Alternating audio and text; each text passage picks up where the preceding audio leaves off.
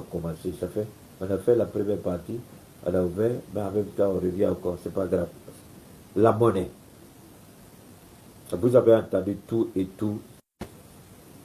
Je ne vais pas aller sur ce terrain. Le capitaine a dit, le président a dit, le général a confirmé, s'ils veulent nous pousser hors du franc CFA, ils peuvent le faire. On est prêt à quitter le franc CFA. Pourquoi certains pays, le Mali, le franc malien, c'est quoi ça? Pourquoi le franc malien n'a pas prospéré? Pour deux raisons.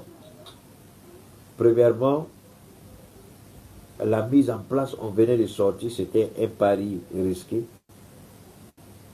Après on est sorti, le président Modibo n'a pas eu le temps, je crois que c'était en 60, je sais pas, c'est en 68, je crois qu'ils ont fait le coup d'État, je ne sais pas, 68 ou 60 combien là.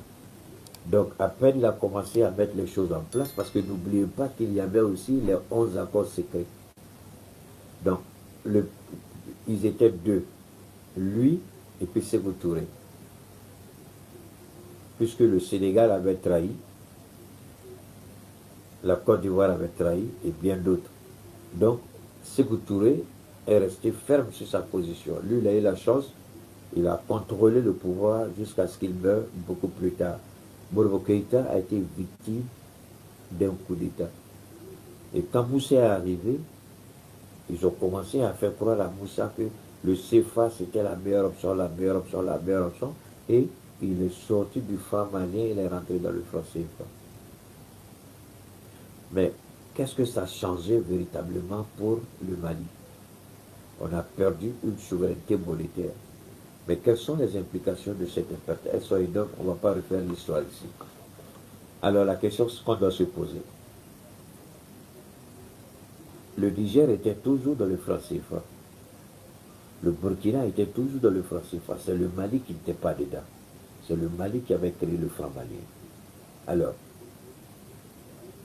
maintenant nous voulons notre souveraineté monétaire.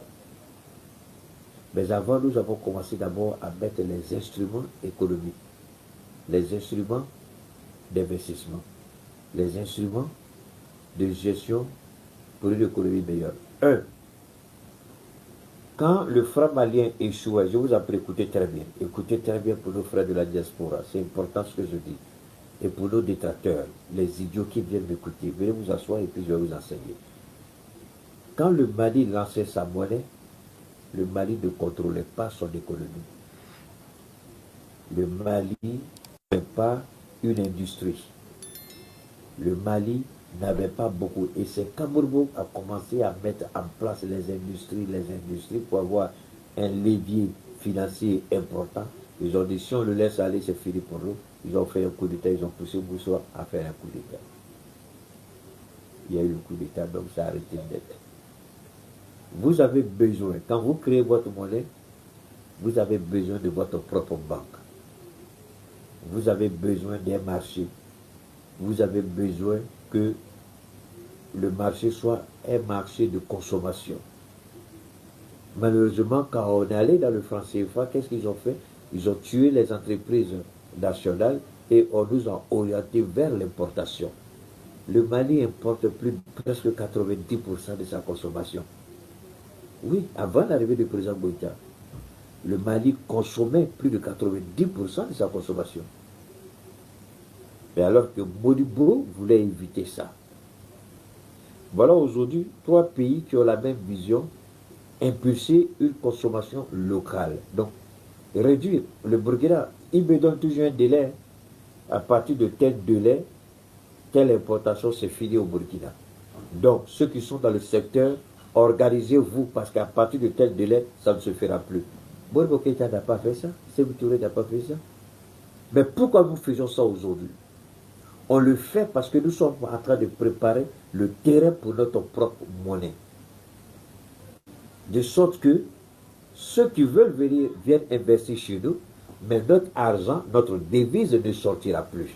Et même si ça sort en petite quantité. Donc plus l'argent reste dans le pays, plus l'argent tourne. plus il y a des opportunités, et plus il y a des choses qui se réalisent. Et ça, c'est quelque chose, ça c'est le premier élément. Donc nous sommes en train d'impulser ce qu'on appelle une dynamique de consommation régionale, c'est-à-dire dans l'espace AES. Et curieusement, le Burkina et le Niger sont beaucoup plus avancés aujourd'hui que le Mali. Le Niger est sur le point d'atteindre l'autosuffisance alimentaire, c'est-à-dire la sécurité alimentaire. Et le Mali, pour le moment, est très loin, parce qu'on continue toujours d'importer. Le Burkina est beaucoup plus avancé que le Niger en termes d'importation. Il y a beaucoup de produits qui ne rentrent plus au Burkina. Mais le Mali, on continue de faire seulement. Et ce qu'au Mali, on ne comprend pas, et ce qui risque d'être un remède brutal pour les commerçants maliens ou les importateurs maliens, quand le Burkina va atteindre ce qu'on appelle l'excédent, ça veut dire quoi en termes de production, l'excédent, donc c'est l'excédent qu'on vend. Une fois qu'ils vont atteindre le seuil de la consommation nationale, s'ils doivent consommer, c'est un exemple, 30 millions de 30 millions de tonnes par-ci par-là, c'est un exemple, et qu'ils font 50 ou 60 millions de tonnes, eux ils ont besoin de 30, ils ont fait 50, mais les 20 millions là, ils vont les vendre au Mali, ils vont les vendre au Niger. Voilà la politique. Et voilà ce que les importateurs ou les commerçants maliens ne comprennent pas. Ils seront surpris dans leur sommeil, parce que le Burkina va vite et très vite, ainsi que le Niger. Donc, en créant une monnaie, on est en train de mettre déjà en place des leviers. Donc, une fois que la monnaie sera là, ce sera très facile pour nous. Parce que les importateurs ont peur de quoi? Si tu passes une commande à l'extérieur qui doit rentrer, et que tu l'as faite avec la devise franc CFA, et si on a notre monnaie AES qui est là, si la monnaie est plus lourde que le franc CFA, ça va te poser un problème, en tout cas, avec tes partenaires. Si la monnaie est faible que le franc CFA, ça peut te donner peut-être des marges de manœuvre. Mais je ne crois pas que la monnaie que nous allons mettre en place sera inférieure sous la domination du franc CFA, pour une seule raison. La réflexion proposée par M. Keita sur la monnaie africaine s'inscrit dans une démarche pédagogique et structurée qui invite à dépasser les lectures simplifiées pour revenir aux fondamentaux économiques. Son propos ne cherche ni la polémique ni la confrontation, mais s'attache à replacer le débat autour du franc CFA dans une perspective historique, institutionnelle et productive, indispensable à toute compréhension durable des enjeux monétaires sur le continent africain. Dès les premières minutes de son intervention, M. Keita rappelle que la monnaie n'est jamais un outil isolé. Elle constitue le reflet d'une organisation économique plus large, façonnée par la capacité de production, la solidité des institutions, la structure des échanges et la confiance collective. En ce sens, il souligne que les discussions publiques se focalisent souvent sur les symboles visibles, sans toujours intégrer les conditions concrètes nécessaires à la mise en place d'un système monétaire efficace et stable. Pour éclairer son analyse, il s'appuie sur l'expérience du Mali et sur l'histoire du franc malien. Cette période, souvent évoquée de manière partielle, est présentée ici comme une séquence riche d'enseignements. Selon M. Keita, les limites rencontrées par cette monnaie ne peuvent être comprises qu'en tenant compte du contexte de l'époque, une économie encore en structuration, une base industrielle embryonnaire, un marché intérieur restreint et une forte dépendance aux flux extérieurs. Dans un tel environnement, l'introduction d'une monnaie nationale représentait un choix ambitieux, mais exposé à de multiples ajustements. Il insiste sur un point central, la réussite d'une monnaie repose avant tout sur l'existence d'une économie réelle capable de créer de la valeur. Sans industrie solide, sans circuit de transformation locale et sans consommation intérieure soutenue, la monnaie peine à jouer pleinement son rôle de levier économique. Cette observation conduit M. Keita à rappeler que la question monétaire doit être abordée comme l'aboutissement d'un processus, et non comme un point de départ. Dans cette perspective, il met en avant l'importance des instruments économiques préalables.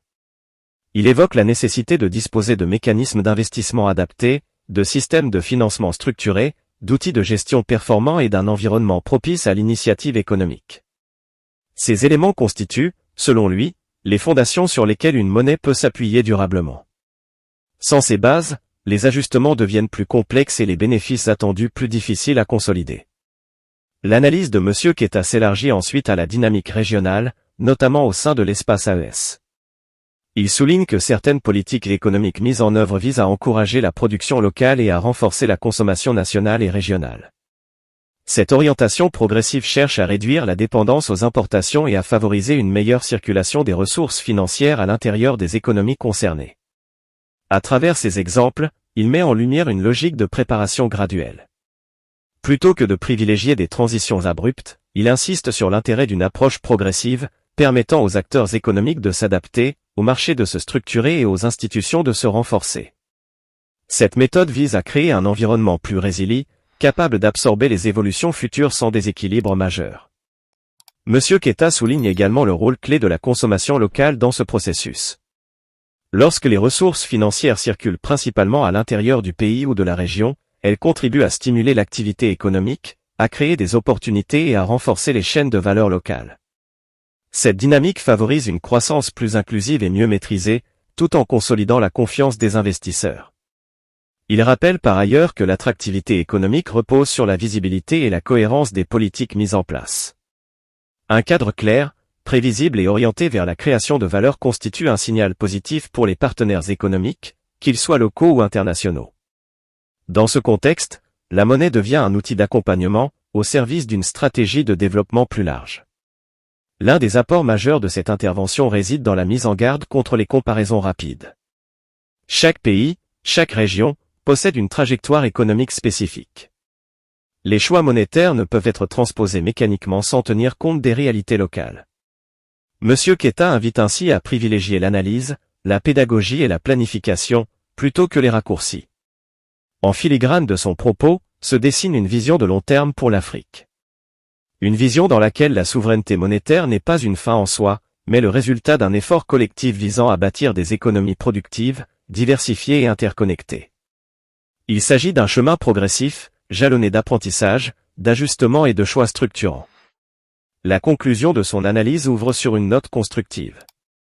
Monsieur Keita rappelle que les transformations économiques durables se construisent dans le temps, avec méthode et cohérence. En préparant les fondations aujourd'hui, les pays africains se donnent les moyens de faire des choix monétaires plus sereins demain, alignés sur leurs priorités de développement. Comme le dit un proverbe africain, le fleuve ne boit pas sa propre eau, il avance pour nourrir les terres qu'il traverse. Ainsi, une économie bien préparée permet à la monnaie de devenir un vecteur de prospérité partagée, au service des générations présentes et futures.